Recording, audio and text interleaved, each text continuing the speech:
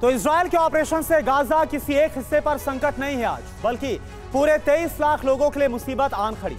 Gaza के उत्तरी इलाके में जहां 43 दिनों से विध्वंस जारी है, वहां जंग से पहले 11 लाख थे, जिसमें करीब 10 लाख लोग पलायन कर चुके हैं और अब सिर्फ 1 लाख लोग इस इलाके में मौजूद हैं। तो वहीं गाजा के जिस दक्षिणी इलाके में पहले 12 लाख लोग थे, वहां पर अब करीब 22 लाख लोग हैं।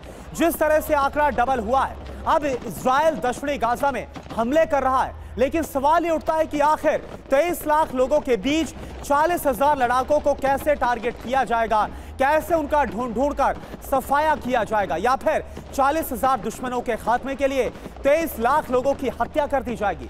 14 वर्ग किलोमीटर के जिस सेफ जोन में आईडीएफ लोगों को जाने के लिए कह रही है, क्या गाजा उसी 14 वर्ग किलोमीटर तक सीमित रह जाएगा? ये इस वक्त एक बहुत बड़ा सवाल है। और एक और बड़ी खबर आप देखिए अल मवासी से, जहां पर क्या आप जिंदगी में घर खरीदने का हो या शादी का हो, आपको पता नहीं चल रहा ना, ज्यादा टेंशन मत लो, आपके हॉरोस्कोप में ना सब पता चल जाएगा। कुछ ज्यादा वेट मत करना, जाइए एस्ट्रोलैट आप डाउनलोड कीजिएगा और आपका पहला कॉल फ्री पाइएगा।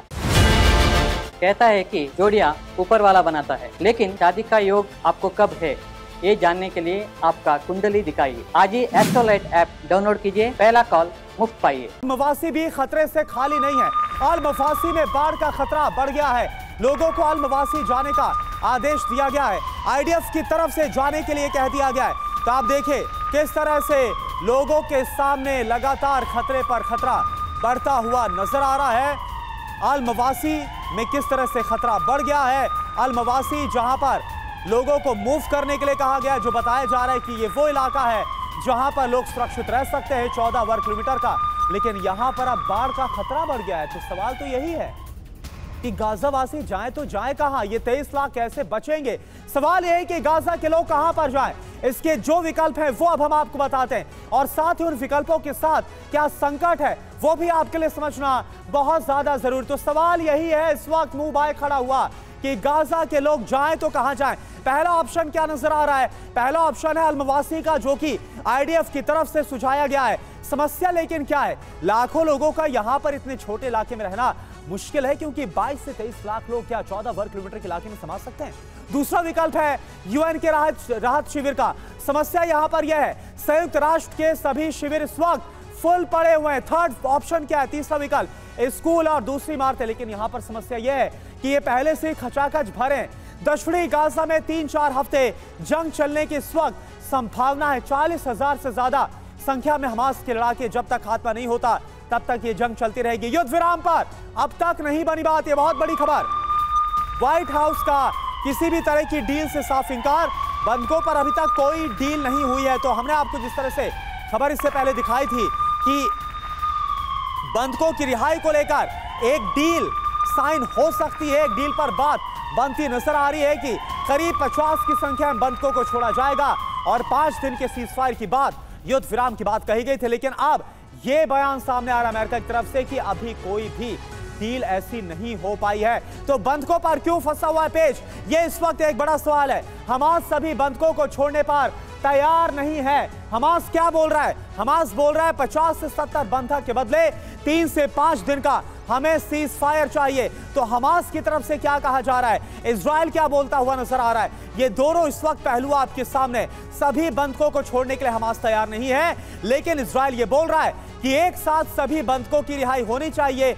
ये एक बड़ा पेच है जो कि साफ तौर पर नजर आ रहा है, जहां पर मामला अटका हुआ है। और क्या जानकारी आ रही है? 50 से 70 बंधकों के बदले 3 से 5 दिन का सीज फायर होना चाहिए, यानी युद्ध विराम होना चाहिए। इजराइल बोल रहा है सारे बंधक छोड़ो तभी युद्ध विराम पर कोई विचार होगा। एक और बड़ी खबर आ रही है, गाजा पर अमेरिकी अफसर का बड़ा दावा, बंधक छूटेंगे तो हमले रुक सकते हैं।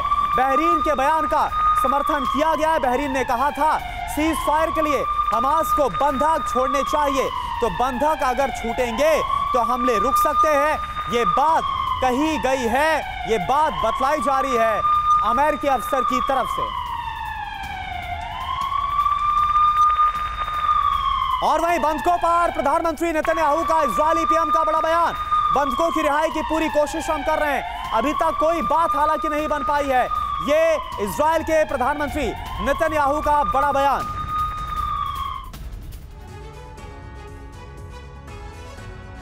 तो हमास की कैद में इजरायली बंधक युद्ध का सबसे पेचीदा मुद्दा बन गया है।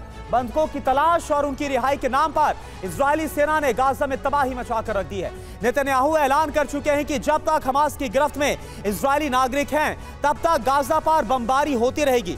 जब तक बंधकों की रिहाई नहीं होती है, पूरे गाजा में ऑपरेशन चलता रहेगा। तो सवाल यह है कि क्या बंधकों के बहाने इजराइल को हमास के विनाश का आधार मिल चुका है, और क्या बंधकों की रिहाई आसानी से हो पाएगी? रिपोर्ट आप देखिए।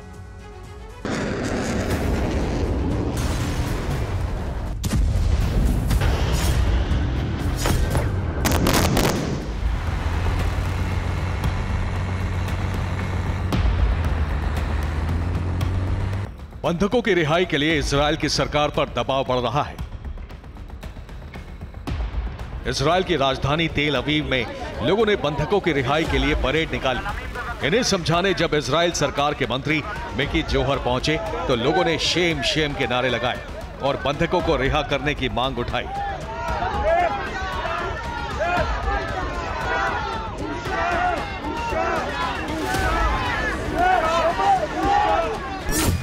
इजराइल सरकार पर बंधकों की रिहाई का दबाव बढ़ रहा है और इजराइल सरकार इस दबाव का रणनीतिक इस्तेमाल भी कर रही है।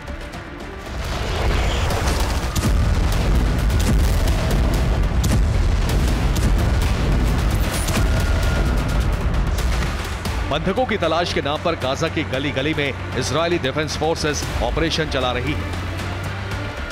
उत्तरी गाजा में इजरायल के डिफेंस फोर्सेस का ऑपरेशन करीब करीब पूरा हो चुका है। अब इजरायल की सेना हमास के हथियार गोदाम और ट्रेनिंग सेंटर तबाह कर रही है।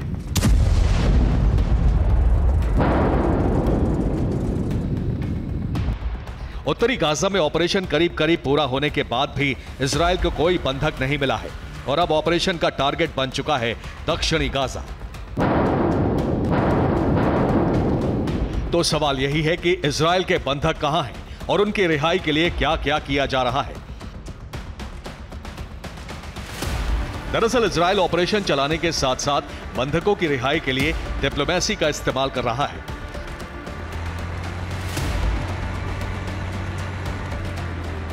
चौदह नवंबर को इजरायल की वॉर कैबिनेट की बैठक हुई। इस बैठक में नेतन्याहू ने अमेरिकी राष्ट्रपति जो बाइडेन से बात की। नेतन्याहू ने अमेरिका से बंधकों की रिहाई का मुद्दा उठाने को कहा। 17 नवंबर को राष्ट्रपति जो बाइडेन ने कतर के अमीर तमीम बिन हमाद अल तहानी से बात की है। बाइडेन ने कहा कि सभी 240 बंधकों की रिहाई बिना देरी की जाए।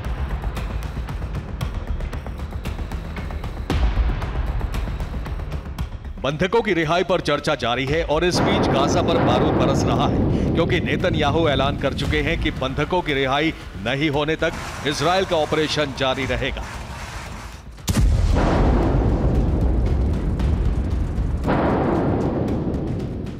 बंधक एक तरह से हमास की ढाल है, लेकिन गाजा के लिए काल बन गए हैं।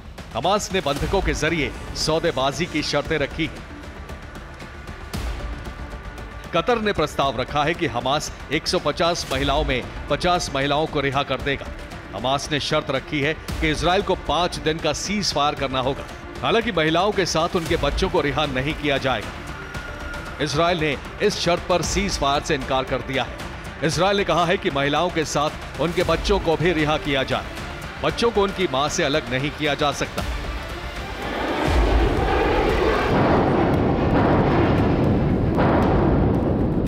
अब बंधकों की रिहाई में पेच मां और बच्चों का है। अगर हमास 50 महिलाओं सहित उनके बच्चों को भी रिहा करता है तो संभावना है कि इजरायल 5 दिन के लिए सीज फायर लागू करे।